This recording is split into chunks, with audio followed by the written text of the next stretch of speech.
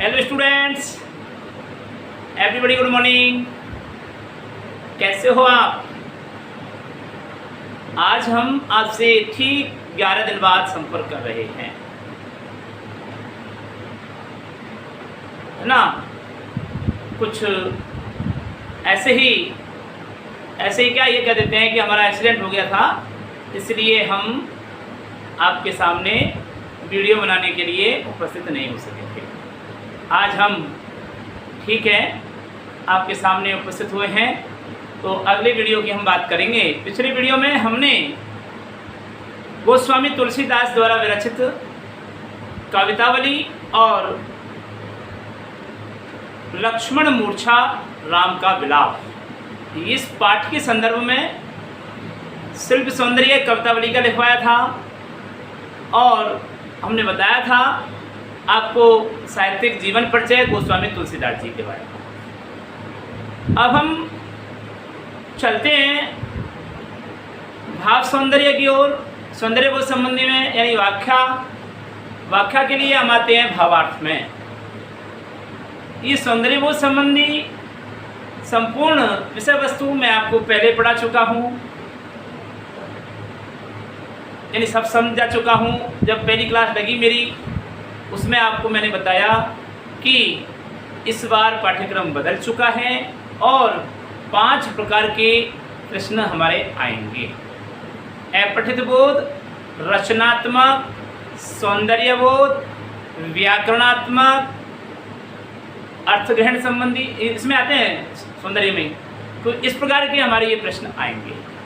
सौंदर्य बोध प्रश्न जो आएंगे वो हमारे 3 प्रकार के आएंगे कि सौंदर्य बोध संबंधी, अर्थग्रहण संबंधी और विषय वस्तु परक संबंधी। ये 3 प्रकार के प्रश्न ही हमारी पाठ्य पुस्तक में होंगे, ये ही देखने को मिलेगा। अब हम बात करते हैं आज के लेसन की। आज हम पढ़ेंगे गोस्वामी तुलसीदास जी के कवित्त और सवैया। कवितावली में गोस्वामी तुलसीदास जी ने 2 पद कवित्त के लिखे हैं, कवित्त छंद के लिखे हैं, और 1 पद उन्होंने आपके पाठ्यक्रम में दिया है सवैया का।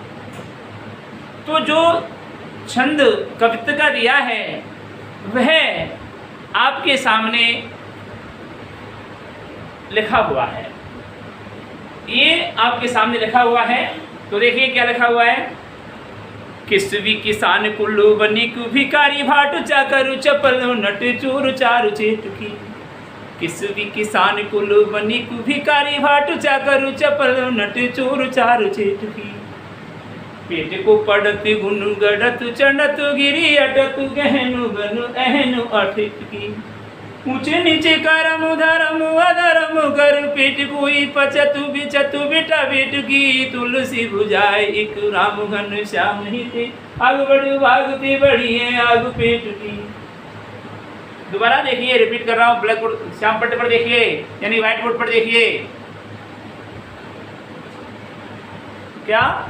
किसवी किसान कुल्लू बनी कु भिकारी भाटु चाकरु चपलो नट चोर चार चेटुकी। पेट को पड़त गुनु गड़त चढ़त गिरी है। पेट को पड़त गुनु गड़त चढ़त गिरी अटत गहनु गनु अहनु अखेटकी। ऊंचे नीचे करम धरम अधरम कर पेट को ही पचतु बिचतु बेटा बेटकी। तुलसी बुझाए एक राम घन श्याम हिते आग बढ़ु भागते बड़ी है आग पेट की। इस संसार में 3 प्रकार की अग्नि होती है, जठराग्नि, मंदाग्नि और बड़वाग्नि। जठराग्नि का मतलब पेट की आग। पेट की आग का मतलब भूख। पेट में आग लग रही है तभी तो पेट में भोजन जाएगा तो स्वाहा हो जाएगा। तो जठराग्नि पेट की अग्नि यानी भूख। मंदाग्नि पेट की अग्नि मंद हो गई।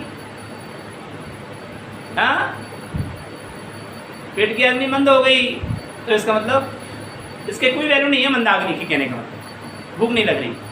तो तीसरी कौन सी आ गई फिर? दावाग्नि, बड़वाग्नि और जठराग्नि। ये 3 प्रकार की अग्नि है। कौन सी?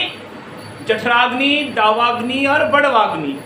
बड़वागन कहते हैं, बड़वाग्नि कहते हैं, बड़वा बड़ा बड़व यानी समुद्र में लगने, पानी में लगने वाली आग को बड़वाग्नि कहते हैं। और दावाग्नि, दावा यानी जंगल, जंगल में लगने वाली अग्नि, उसको दावाग्नि कहते हैं। दाव में लग गई अग्नि, दाव यानी जंगल। तो क्या हो गया? जठराग्नि यानी भूख, दावाग्नि जंगल में लगने वाली आग, बड़वाग्नि समुद्र में या पानी में लगने वाली आग।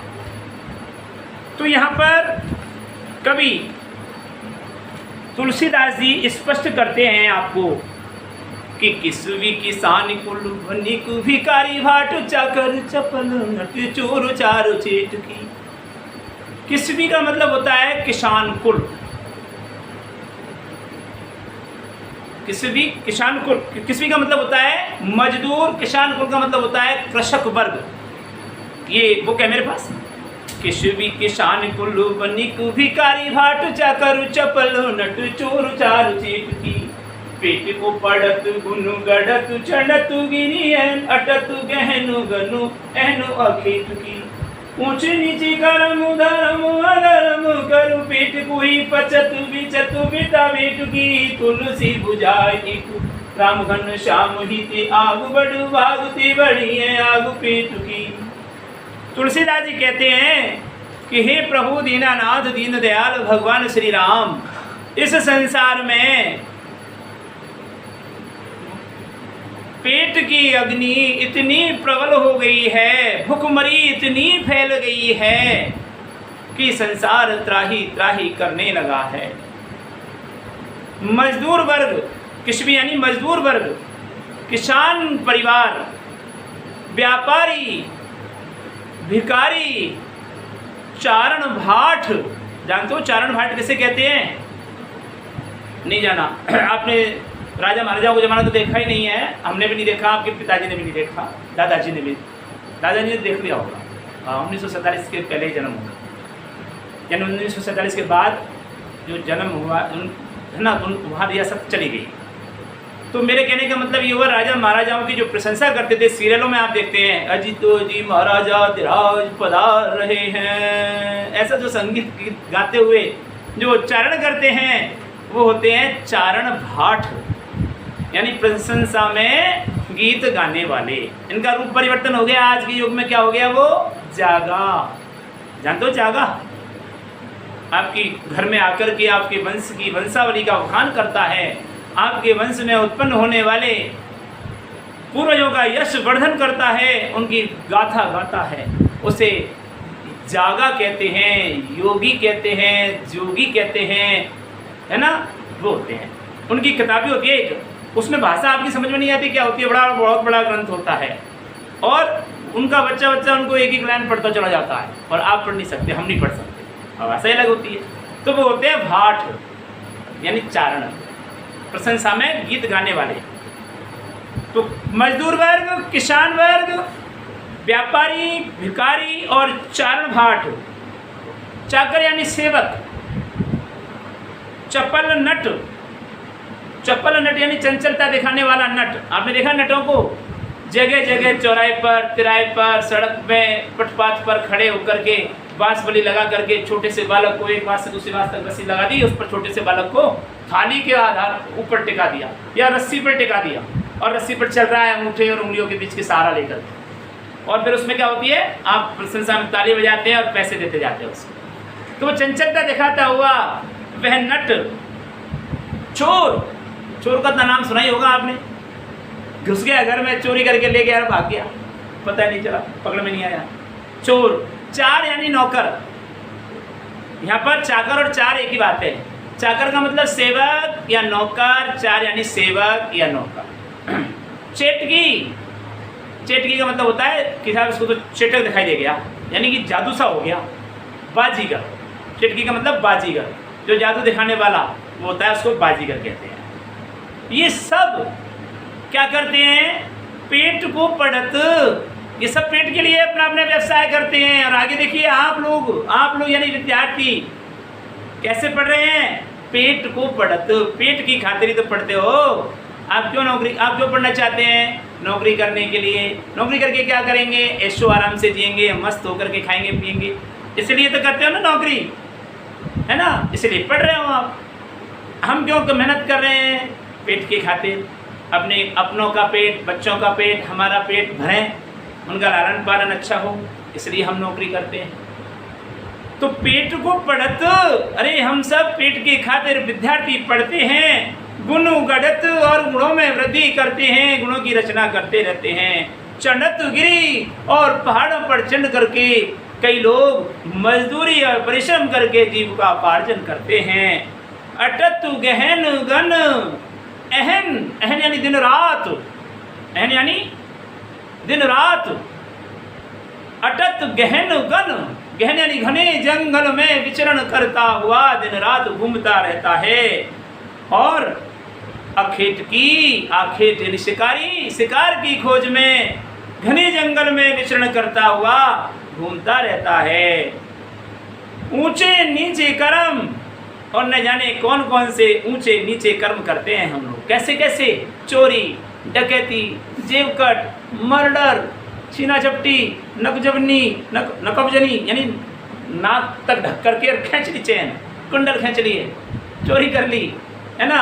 और भ्रष्टाचार, घूसखोरी, रिश्वतखोरी जिसको कहते हो, ये सब क्या है? ऊंचे नीचे तो कर्म है। तो ऊंचे नीचे कर्म, धर्म अधर्म, धर्म का पालन नहीं किया, अधर्म का पालन करते चले गए, धर्म को नहीं देखा, धर्म अधर्म कर यानी धर्म और अधर्म का पालन करते हुए पेट को ही पचत, अरे पेट को ही हम पचते रहते हैं, पेट के लिए ही परिश्रम करते रहते हैं। यहाँ तक कि पेट की खातिर बेचत बेटा बेट की, कई लोग अपने बच्चों को भी, बेटा और बेटी को भी बेच देते हैं। आपने आए दिन सुनी होगी, एक खबर आई थी अभी कुछ महीने पहले कि एक वृद्ध गरीब ने भूख से तड़पते हुए, भूखमरी से जीवन व्यतीत करते हुए अपनी 13 वर्ष की बेटी को 55 वर्ष के वृद्ध के लिए 60,000 रुपये में बेच दिया।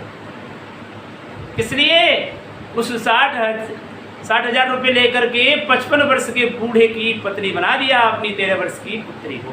कितना घोर अन्याय कर दिया। हाँ, ज़्यादा से ज़्यादा 5 या 6 वर्ष का अंतर होना चाहिए पति पत्नी की उम्र में, और वहाँ तो कितना अंतर हो गया, 2 गुना 3 गुना 4 गुना, 13 चौको 52, 4 गुना उम्र का, उससे भी ज़्यादा उम्र का अंतर आ गया। बड़ी धिक्कार है ऐसी संस्कृति को, ऐसे जीवन। किसके लिए?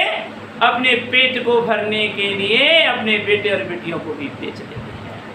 मैंने देखा चोरी करते हैं बच्चों की, किडनैप करने जाते हैं छोटे छोटे बच्चों को, साधु महात्मा आते हैं या भिखारी के रूप में आते हैं, किसी के रूप में आते हैं, उठा के ले जाते हैं बच्चों को और बेच देते हैं। किसके लिए? पेट भरने के लिए, या भिखारी का काम करवाते हैं उनसे। तो ये सब धर्म और अधर्म का काम करते हुए चलते हैं।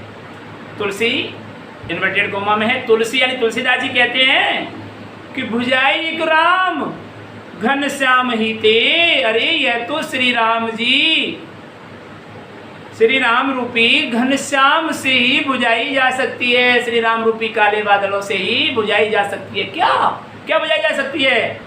आग बड़बागते, बड़ी है आग पेट की, अरे यह आग तो बड़वानल अग्नि से भी, समुद्र में लगने वाली आग से भी बढ़कर है ये पेट की आग। इसलिए इस पेट की आग को तो श्री राम रूपी कृपा दृष्टि करके श्री राम रूपी काले बादल ही शांत कर सकते हैं। अब इसका फाइनली मैं अर्थ कर रहा हूँ, आप देखिए, पहले पढ़ूंगा फिर अर्थ करूँगा। जब तक मैं रस से नहीं पढ़ता ना, मुझे मज़ा नहीं आता। देखिए, बीच में आपको टोकने के लिए, डिस्टर्ब के लिए थोड़ा खेद है मुझे कि रिजल्ट कितना शानदार रहा है इसका। मज़े आ गए ना, 100 में से 101 नंबर, है ना, है ना। कई बच्चों को तो आनंद आ रहा होगा कि भगवान हमको भी ऐसा ही करते, हमारे ज़माने में भी, इस साल भी 2022 के एग्ज़ाम भी ऐसे ही करते। मेरे जीवन में 98 से लेकर के, 89 से लेकर के, 89 में किया मैंने 10th क्लास, तो 89 से लेकर के और आज तक 2020 तक, 21 में तो आगे कबाड़ कर दिया, 20 तक मैंने कभी नहीं देखा कि 500 में से 500 नंबर किसी विद्यार्थी के आए। पहली मेरिट टॉपर, राजस्थान टॉपर भी 99.89 या 99.98% यानी 1 नंबर तो रह गया उसका, इतने में आया है। लेकिन इस बार देखो कई लड़कों के 500 में से 500 मौज गति द्वारे डोटासरा शिक्षा मंत्री मजा बांध दिया रिजल्ट, है ना। बड़ी विडम्बना है हमारे देश की, जब मेहनत करता है विद्यार्थी तो पूरे नंबर नहीं आते और बिना मेहनत उसका मनोबल तोड़ देते हैं। अब कई लोग कहते हैं इससे मनोबल बढ़ेगा, अरे मनोबल नहीं बढ़ेगा। बच्चे इंटेलिजेंट बच्चे निराश होते हैं इससे, उनकी परिश्रम पर मिट्टी पलित हो गई, उसकी परिश्रम को धो दिया जाता है उसकी। और नालायक किस्म के बच्चे, अब देखो ऐसे ऐसे उदाहरण है मेरे पास जो दिन भर शैतानी करते हैं, विद्यालय में नहीं आते, उनकी 95% बनी हुई है, 95% बनी है, मैंने देखा है। मैंने तो स्टेटस पर भी डाला कहीं कल परसों, देखा होगा आपने। 101 नंबर सीकर के एक विद्यार्थी का 101 नंबर 100 में से हिंदी में। मैं धन्य हो गया, मैं धन्य हो गया। फिर तो मेरे क्लास अनेक आर्ट्स में देख लो आप, आर्ट्स में लाइन लग रही है 100 में से 100, साइंस में लाइन लग रही है 100 में से 100, हिंदी में कमाल हो गया। जय हो राजस्थान की माध्यमिक शिक्षा बोर्ड आज मेरे। तो ये था, इसलिए थोड़ा सा मन लगा करके पढ़ो बेटा। इस बार आपके साथ ऐसा नहीं होगा, बिल्कुल नहीं होगा, क्योंकि पूरी तरह से चारों ओर से राजस्थान में विरोध हो रहा है ऐसी व्यवस्था कि ऐसी परीक्षा नहीं लेनी चाहिए। प्रमोट करना था वैसे ही कर दो, मार्कशीट शो मत करते ऐसी 100 में से 100 नंबर। बच्चों का मनोबल टूट जाता है, इंटेलिजेंट बच्चों का। तो किस भी किसान कुल्लू बनिक भिखारी भाट चाकर चपल नट चोर चारु चीटगी पेट को पड़त गुनु गड़त चढ़त गिरी अटत गहनु गनु एहनु अकेटगी ऊंचे नीचे करम उधरम अधरम करु पेट कोई पचत बिचत बेटा बेट की तुलसी बुझाए एक राम घनु श्याम हिते आग बढ़ भागते बढ़िए आग पेट की। प्रस्तुत काव्यांश हमारी पाठ्य पुस्तक आरोह भाग 2 की कवि तुलसीदास द्वारा विरचित कवितावली उत्तरकांड से लिया गया है, जो हमारी पाठ्य पुस्तक के अध्याय 8 में संकलित है। प्रस्तुत काव्यांश में कवि तुलसीदास जी ने तत्कालीन समय में समाज में उत्पन्न हुई भूखमरी गरीबी की स्थिति का वर्णन करते हुए स्पष्ट किया है कि ऐसी स्थिति में श्री राम की कृपा दृष्टि से ही हमारा उद्धार हो सकता है और पेट की भूख शांत हो सकती है। तुलसीदास जी कहते हैं कि मजदूर वर्ग, किसान वर्ग, व्यापारी, भिखारी, चारण भाट और नौकर, चंचल नट, चंचलता दिखाने वाला चतुर नट, चोर, सेवक और जादूगर या बाजीगर, ये सब अपनी कलाओं को दिखाते हुए इस पेट की खातिर व्यवसाय कर रहे हैं। पेट के खातिर विद्यार्थी पढ़ते हैं और अपने गुणों में वृद्धि करते रहते हैं, यहाँ तक कि कई लोग घने या ऊंचे पहाड़ों पर चढ़ करके परिश्रम करते रहते हैं और अपनी आजीविका उपार्जन का साधन ढूंढते रहते हैं। और शिकारी दिन भर घने जंगल में विचरण करता हुआ शिकार की खोज में घूमता रहता है। कवि कहते हैं कि इस कलयुग में यहाँ तक कि संसार के लोग इस पेट की भूख को शांत करने के लिए पेट की खातिर ही परिश्रम करते हैं और यहाँ तक कि अपने बेटे और बेटी को भी बेच देते हैं। तुलसीदास जी कहते हैं कि अरे ये पेट की अग्नि तो समुद्र में लगने वाली बड़वानल नामक अग्नि से भी भयंकर है, इसे तो श्री राम रूपी कृपा दृष्टि रूपी काले बादल ही शांत कर सकते हैं। घन श्याम रूपक अलंकार, घन एव श्याम, सॉरी कर्मधारय, घन एव श्याम, काले ही बादल हैं, यानी काले बादल। विशेषता बताइए बादलों की, कैसे वो काले हैं। और काले बादल किसको कहा जाता है? घनश्याम को। और घनश्याम यहाँ का किसका नाम है? बहुब्री में भी जाता है ये, है ना। और ये काले मनी बादलों के समान है, जिसका रंग वह है श्री कृष्ण, घनश्याम हो गया। तो यहाँ पर और बादलों का रूप लेंगे हम यहाँ पर कि भगवान श्री राम की कृपा दृष्टि रूपी काले बादल ही इस पेट की अग्नि को शांत कर सकते हैं। ये पेट की अग्नि तो बड़वानल अग्नि से भी बढ़कर है। तो वंस और रिपीट कर रहा हूं कि प्रस्तुत काव्यांश हमारी पाठ्य पुस्तक आरोह भाग 2 के प्रस्तुत काव्यांश हमारी पाठ्य पुस्तक आरोह भाग 2 के कवि तुलसीदास द्वारा विरचित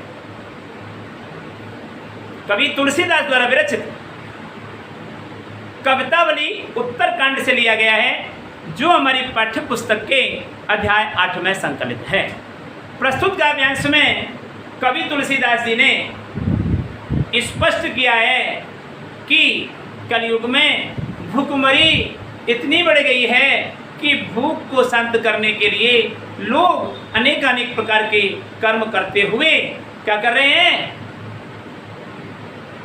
आगे बढ़ते हुए पेट को शांत करने का उपाय सोच रहे हैं।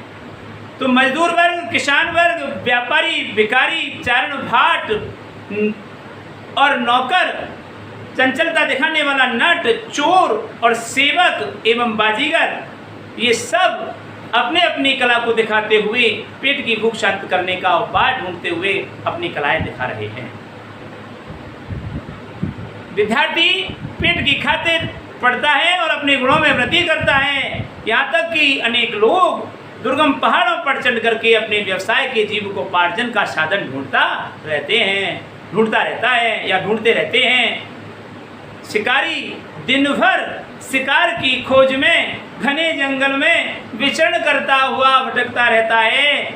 अरे ऊंचे नीचे कर्मों को करते हुए, अर्थात अच्छे बुरे कार्यों को करते हुए, धर्म का पालन करते हुए सभी लोग पेट की खातिर परिश्रम करते हैं। यहाँ तक कि कई लोग अपने बेटे और बेटियों को भी बेच देते हैं। तुलसीदास जी कहते हैं कि अरे संसार में पेट की अग्नि यानी भूख रूपी आग तो समुद्र में लगने वाली बड़वानल अग्नि से भी भयंकर है। इसे तो श्री राम की कृपा दृष्टि रूपी काले बादल ही बुझा सकते हैं, शांत कर सकते हैं। विशेष में लिखेंगे आप शिल्प सौंदर्य के कोई 3 से 5 बिंदु आप लिखेंगे। प्रस्तुत काव्यांश में सरल सरस मधुर तत्सम तद्भव शब्दावली से युक्त ब्रज भाषा का प्रयोग किया गया है। प्रस्तुत काव्यांश में कौन सा रस है बताइए? प्रस्तुत काव्यांश में करुण रस का भी प्रयोग किया गया है, शांत रस का भी प्रयोग किया गया है। प्रस्तुत काव्यांश में अनुप्रास, रूपक, उपमा, पुनरुक्ति, प्रकाश आदि अलंकारों का स्पष्टता से प्रयोग किया गया है। 3 बिंदु पर, ठीक है, 3 से 5 बिंदु लगाइए। तो इस प्रकार से आप भी यह वर्णन करेंगे। यानी सबसे पहले आप लिखेंगे संदर्भ, प्रस्तुत काव्यांश हमारी पाठ्य पुस्तक, कौन सी पुस्तक का नाम है? पाठ्य पुस्तक आरोह भाग 2 के कवि तुलसीदास, गोस्वामी तुलसीदास द्वारा विरचित कवितावली उत्तरकांड से लिया गया है, जो हमारी पाठ्य पुस्तक के अध्याय 8 में संकलित है। ये हुआ संदर्भ। पैराग्राफ चेंज करेंगे, फिर लिखेंगे प्रसंग। प्रस्तुत काव्यांश में कवि तुलसीदास जी ने कलयुग में फैली हुई भूखमरी या पेट की अग्नि को शांत करने का उपाय बताते हुए वर्णन किया है।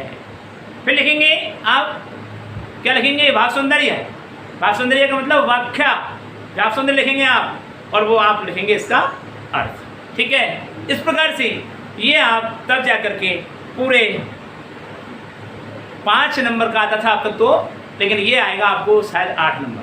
अभी अंकों का वर्णन नहीं किया है, क्योंकि निश्चित रूप से अगस्त में आपकी 15-16 अगस्त के आसपास स्कूल खुलेंगे, और अगस्त में आपके जब स्कूल खुलते हैं तो 10% कोर्स वैसे ही कम हो जाना चाहिए। ये पक्का है, ये मान लेना, 10% कोर्स पहले ही पक्का है।